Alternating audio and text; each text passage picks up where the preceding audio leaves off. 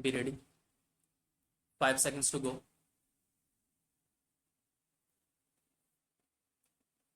There are still glaring inequalities in the standard of living of our people and of opportunities for a better life. We must urgently endeavor to narrow down, if not remove, such differences without subjecting any one section of society to particular hardship. We must not allow entrenched vested interests, however powerful and well organized they may be, to impede our efforts in this direction. Vulgar ostentation, unnecessary pomp irritate those less fortunate placed in life.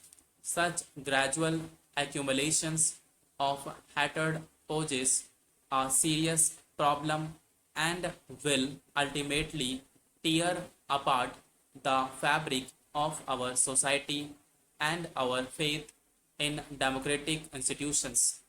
We have to set a good example individually if we are to succeed collectively as a nation.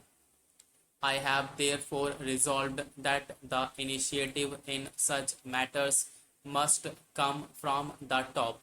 I have decided that I will surrender every month rupees 7,000 of my salary as the President of India, and such portion of my salary as I shall receive will be subject to income tax as in the case of an ordinary citizen. I have also decided to move out of Rashtrapati Bhavan into a simple house which will not be inconsistently detract from the dignity of the high office of the President of India. I will also effect considerable reduction of expenditure at Rashtrapati Bhavan. I have asked the government to locate for me some such suitable place where I and my staff can be accommodated in reasonable comfort but at considerable reduced expense to the exchequer.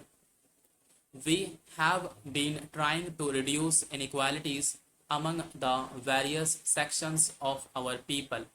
I am particularly concerned about the lack of uniformity in approach and principles and the inadequate pace of progress in the implementation of land reforms and in the enforcement of controls over the growth of monopolistic tendencies in the non-agricultural sector.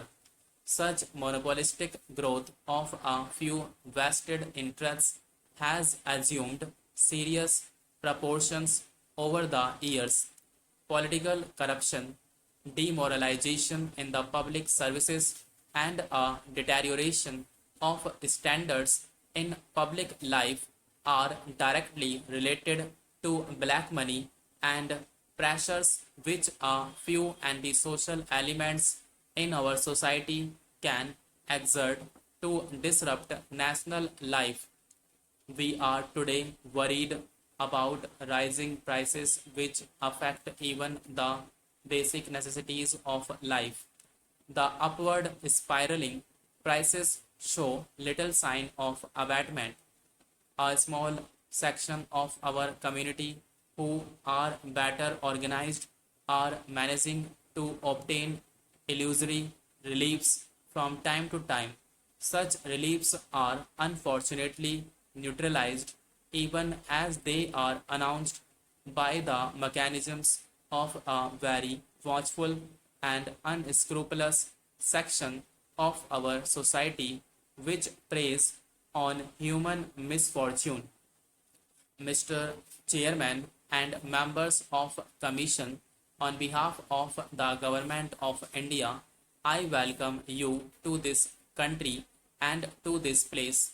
India has long been associated with the United Nations because India has believed in the aims and purpose of the United Nations, and even though sometimes no tangible results have followed in the United Nations, we have believed that we must follow that course in the hope that tangible results will come sooner or later.